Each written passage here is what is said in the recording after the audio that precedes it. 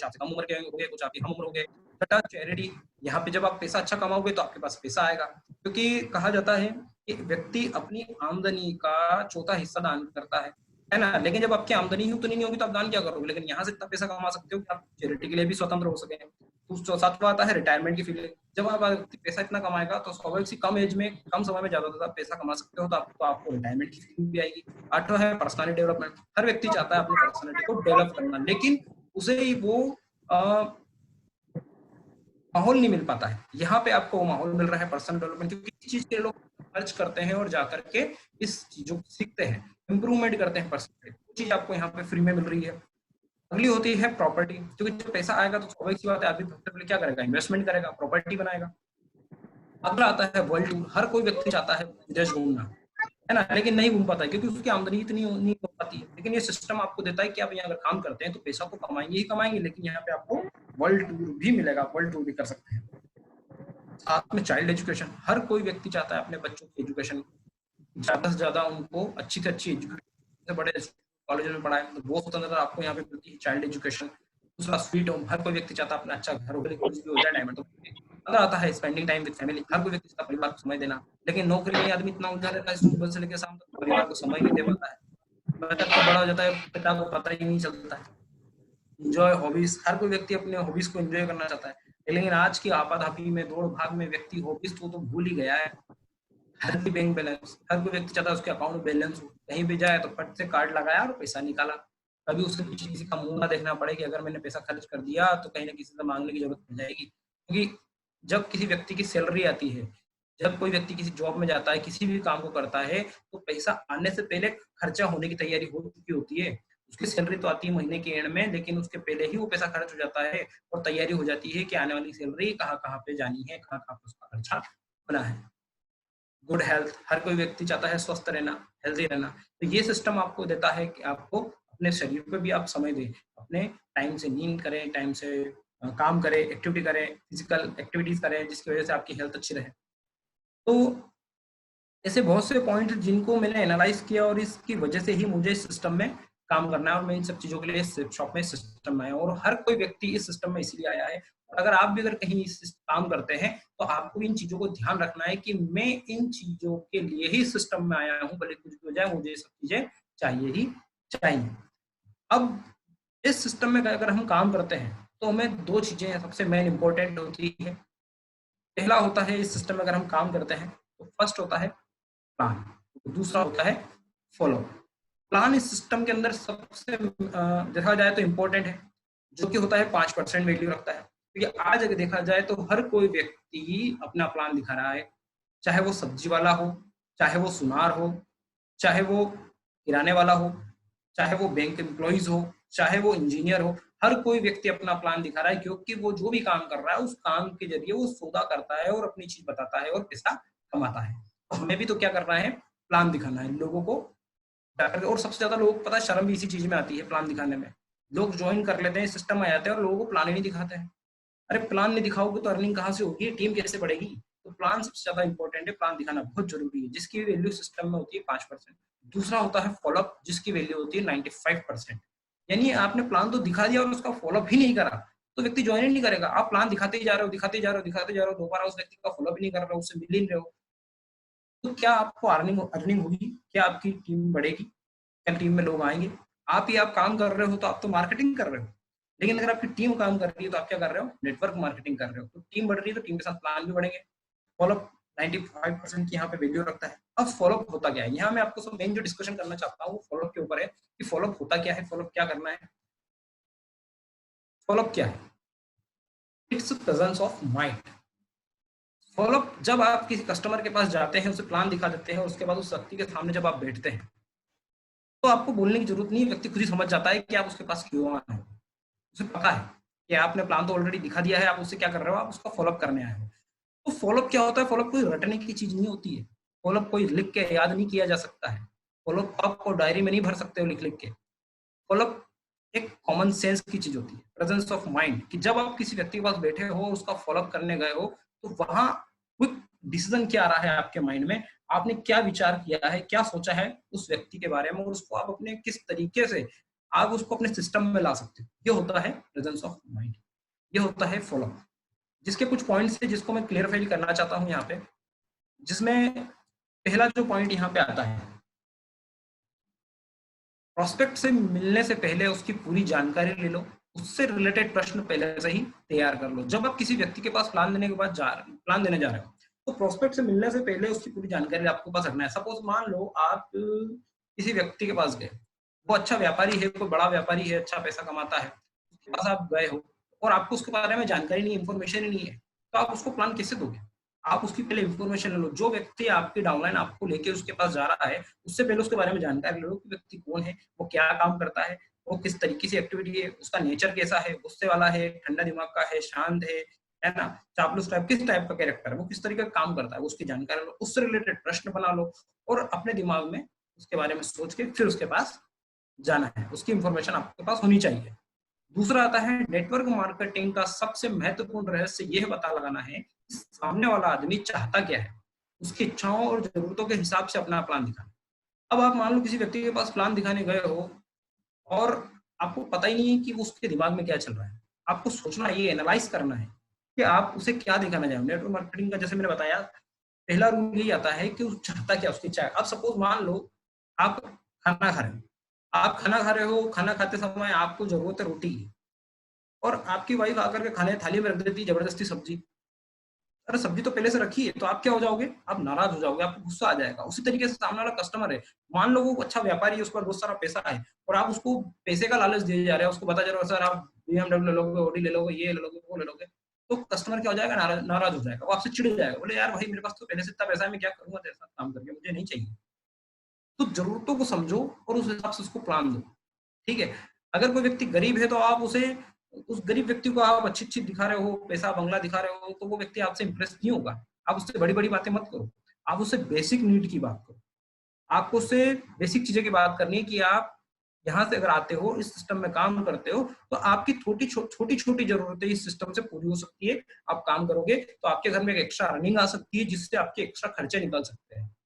यहाँ आपको ऐसा नहीं कि पहले साल में आते ही कार आ जाएगी, बंगलो आ जाएगा। ला आ सकती है, ये हम जानते हैं, लेकिन वो नहीं जानता है। वो आपको बेवकूफ समझेगा, वो आपकी बातों पे विश्वास नहीं करेगा और आपसे आपको इग्नोर करेगा, आपसे दूर भगेगा। तो उससे उसको आपको उसकी जरूरतों को समझना है और उसके हिसाब से आपको फिर प्लान दिखाना है।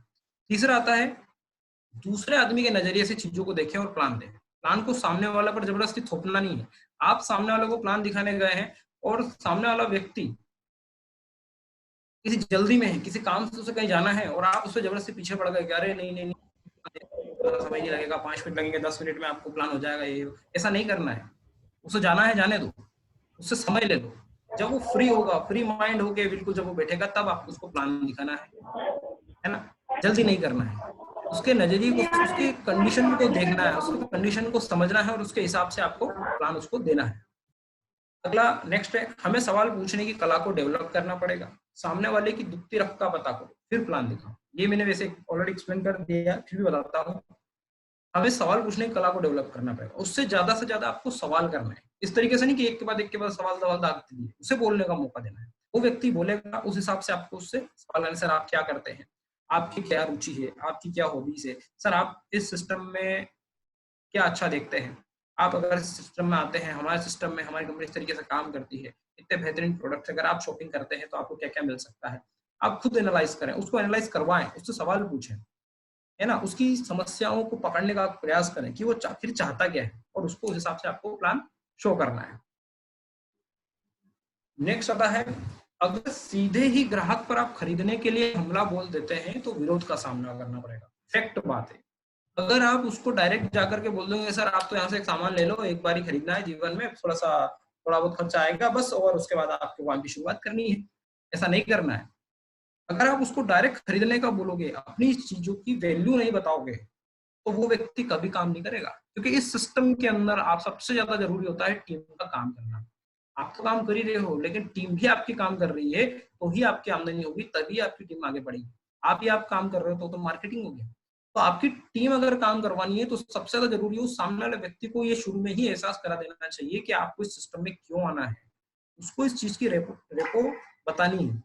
अगर आपने उसको वैल्यू नहीं बताई, इस काम की वैल्यू नहीं बताई, तो आप उसको इस सिस्टम में काम नहीं करा पाएंगे। आप जबरदस्ती करके शॉपिंग तो करवा देंगे, पैसे उसके खर्चे करवा देंगे, उसको सामान दे देंगे, लेकिन भविष्य में वो व्यक्ति कभी यहाँ पे काम नहीं करेगा। और अगर आप चाहते हो कि वो व्यक्ति यहाँ पे काम करे, तो सबसे पहले उसको एक्सप्लेन करना है, उसको चीजों की वैल्यू समझानी कि अगर सर आप यहाँ से कोई शॉपिंग करते हैं और कुछ भी आप इस जीवन में एक बार शॉपिंग कर लेते हैं, पैसा देते हैं, प्रोडक्ट ले लेते हैं, तो आपको क्या मिलेगी? एक फ्री की अपॉर्चुनिटी मिलेगी, एक प्लेटफॉर्म मिलेगा जहां पे अगर आप काम करते हैं तो आने वाले समय में आपको बहुत सारी चीजें यहाँ से मिल सकती है। वो चीजें मैं स्टार्टिंग में एक्सप्लेन कर चुका हूँ, कुछ पॉइंट्स हैं, 18 पॉइंट्स जो मैं बता चुका हूँ, ये सारी चीजें आपको यहाँ से मिल सकती है। इस तरीके से हम कस्टमर को कन्विंस करके इस सिस्टम में ला सकते हैं।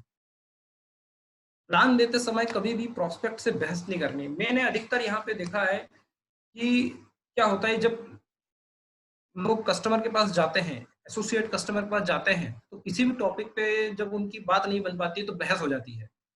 तो कस्टमर से कभी बहस नहीं करनी है।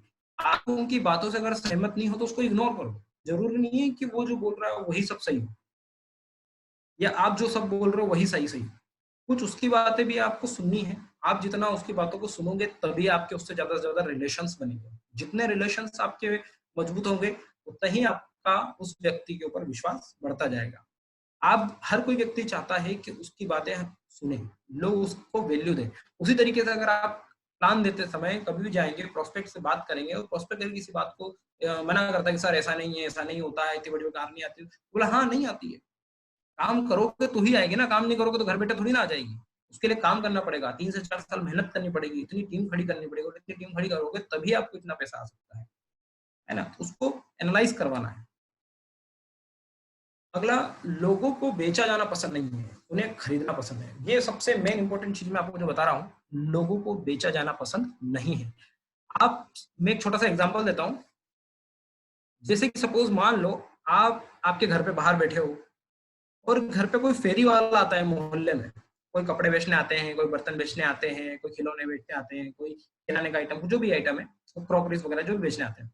तो क्या जब वो आपको बताते हैं तो आप मुझे बताओ कि क्या, सॉरी, सोचने की बात है कि आप ये सोचो कि क्या वो आप उससे खरीद लेते हो? जब वो व्यक्ति आपको कन्विंस करता है भाई साहब ये ले लो, साड़ी ले लो, बर्तन ले लो, ये ले लो, वो ले लो, तो क्या आप खरीद लेते हो? नहीं खरीदते हो। क्यों? क्योंकि आपको खरीदना पसंद है, बेचा जाना पसंद नहीं है, क्योंकि वो व्यक्ति आपको बेच रहा है। लेकिन अगर आपकी मर्जी है, आपको चीज पसंद आ गई तो आप उसको खरीद लोगे।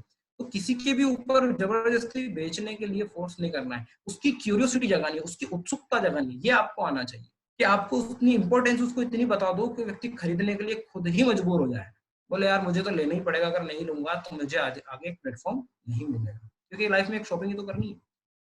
तो हर किसी व्यक्ति को यहाँ पे बेचा जाना पसंद नहीं होता है, उनको खरीदना पसंद होता है। व्यक्ति अपनी मर्जी से खरीदता है, बस उसकी उत्सुकता अंदर से बढ़नी चाहिए। वो उत्सुकता आपको बढ़ानी आनी चाहिए, उसकी क्यूरियोसिटी बढ़ानी है कि वो यहाँ से आखिर सामान क्यों खरीदे, क्यों शॉपिंग करे, वो आपको आना चाहिए। खरीदना क्या है, किस तरीके से शॉपिंग करवानी है, उसको फैक्ट बताने कि सर अगर आप यहाँ से लोगे तो आपके फायदे होंगे, ये फायदा आपको मिलेगा, ये आपको प्रॉफिट होगा, तो अगर आप यहाँ से शॉपिंग कर सकते हैं। कभी भी अपनी प्रतियोगी कंपनी की बुराई नहीं करनी है। बहुत से लोग क्या करते हैं, अगर कहीं भी प्लान लेने जाते हैं और उन्होंने, मान लो किसी व्यक्ति के सामने बात करो, उस व्यक्ति ने बता दिया कि सर मैं ऐसे ऐसे कंपनी में पहले काम कर चुका हूँ, या काम करता था या काम करता हूँ, तो लोग क्या करते हैं, उसकी बुराई करने लग जाते हैं। अरे वो तो बहुत बड़ी बेकार कंपनी है, वो फर्जी कंपनी है, वो ऐसा करती है, उल्लू बनाती है, बेवकूफ बनाती है। ऐसा नहीं करना है। कभी भी अपनी प्रतियोगी कंपनी की बुराई नहीं करनी है, क्योंकि यहाँ पे आपकी चीपनेस झलकती है, यहाँ आपका नजरिया, आपका एटीट्यूड सामने वाले को पकड़ में आ जाता है। सामने वाला देख लेता है कि आप किस तरीके से लोगों को छोटा करके अपने आप को बड़ा बनाने की कोशिश कर रहे हो। तो कभी भी आप सिर्फ अपने टॉपिक पे बात करो, आप सिर्फ अपनी कंपनी की तारीफ करो, आप अपने प्रोडक्ट की तारीफ करो, दूसरे की बुराई करने की जरूरत ही नहीं है। हम अपने प्रोडक्ट की तारीफ करेंगे, हम अपनी चीज की तारीफ करेंगे, हम अपनी चीज की वैल्यू से बताएंगे कि हमारी इतनी इंपोर्टेंस है, हमारी प्रोडक्ट्स की इतनी क्वालिटी है, इतनी बेहतर क्वालिटी के प्रोडक्ट्स हम अवेलेबल करवाते हैं, जिसके बदले में आप इतना बेहतरीन बिजनेस हम आपको अवेलेबल करा रहे हैं सर, तो आप यहाँ से बहुत कुछ अचीव कर सकते हो।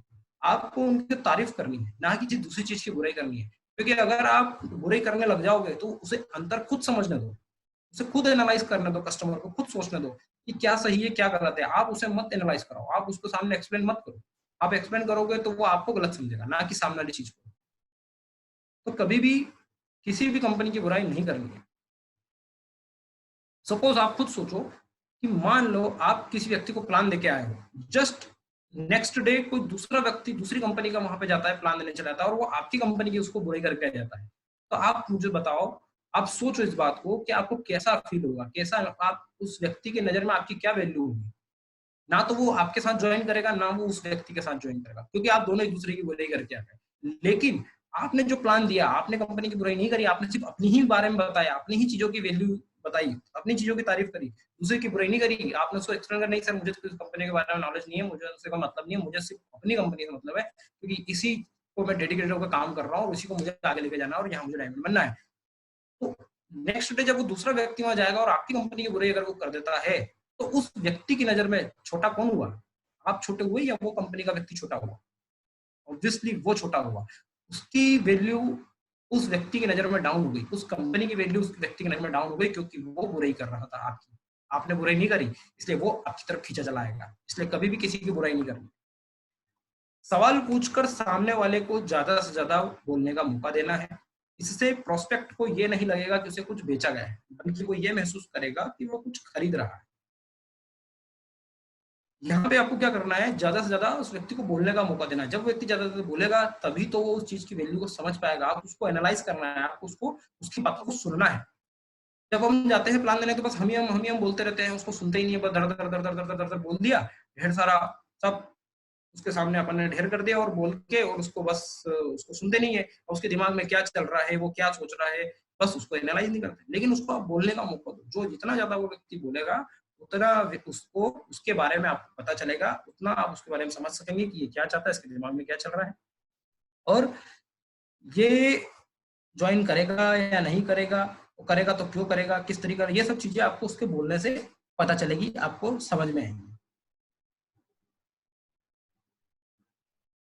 अब नेक्स्ट, एक प्रोस्पेक्ट भविष्य में आपको करोड़ों कमा के दे सकता है, पर 400 नहीं दे सकते। इस बिजनेस में हर एक व्यक्ति इंपॉर्टेंट है। जब आप, बहुत से लोगों को ऐसा रहता है कि यार सर वो काम नहीं करेगा, वो काम नहीं करेगा, ये अच्छा काम नहीं करेगा, वो अच्छा काम नहीं करेगा, तो ऐसा कभी नहीं सोचना है। अपने नजरिए हर एक व्यक्ति इंपॉर्टेंट है, हर एक व्यक्ति को बराबर की वैल्यू आपको देनी है। चाहे वो गरीब हो, चाहे वो अमीर हो, चाहे वो किसी भी जाति धर्म का हो, चाहे उसकी इनकम कितनी भी हो, चाहे वो, कोई फर्क नहीं पड़ता। अपने लिए हर एक व्यक्ति इंपॉर्टेंट है, हर एक व्यक्ति को बराबर वैल्यू देनी है, और हर एक व्यक्ति का अपने को पूरा सपोर्ट यहाँ पे करना है। नेक्स्ट, आप किसी से भी कोई भी कार्य करवा सकते हो, और उसका तरीका यह है कि आप उस व्यक्ति में यह इच्छा जगा दे कि वह यह कार्य करना चाहता है और यह आपको आना चाहिए। जैसा मैंने शुरू में बताया, क्यूरियोसिटी। जब आप किसी व्यक्ति से मिलते हैं, उसे प्लान देते हैं, तो आपको ये आना चाहिए कि आप उसकी उत्सुकता जगा दें, उसकी क्यूरियोसिटी जगा दें, उसको इंपॉर्टेंस इतनी बता दें सिस्टम के बारे में कि उसको यहाँ पे काम क्यों करना है। वो सारी पॉइंट्स में शुरू में बता चुका हूँ, वो सारे पॉइंट्स आपको उसको समझाने हैं, जिसकी वजह से वो यहाँ पे काम करे, और यह आपको उसके अंदर जगाना है, यह आपको आना चाहिए, इसी की आपको प्रैक्टिस करना है। नेक्स्ट, इस संसार में इंसान सिर्फ दो ही कारणों से करता है, पहला लाभ की इच्छा से, दूसरा हानि का डर। ये सबसे मेन इंपॉर्टेंट चीज है, पहला लाभ की इच्छा, दूसरा हानि का डर। इस संसार में, इस दुनिया में हर कोई व्यक्ति सिर्फ इसीलिए, चाहे वो कहीं भी काम कर रहा हो, सिर्फ दो ही कारणों से काम करता है। पहला तो लाभ की इच्छा, क्योंकि हर एक व्यक्ति चाहता है प्रॉफिट कहीं ना कहीं से लेना। दूसरा का डर, कि यहाँ मैं काम करूंगा तो मुझे यह हानि होगी। हाँ सर। जी नमस्कार सर सर, देख लिया हमने, टाइम थैंक यू सर। बिल्कुल कंप्लीट हो रहा है, और मैं बिल्कुल सर, यहाँ देख पर लिया सभी हमने। एसोसिएट्स से निवेदन करूंगा कि आप सब लोग रिलॉगिन कीजिए, वापस ज्वाइन कीजिए, अपना टाइम ओवर हो रहा है। थैंक यू वापस रिलॉगिन जी सर।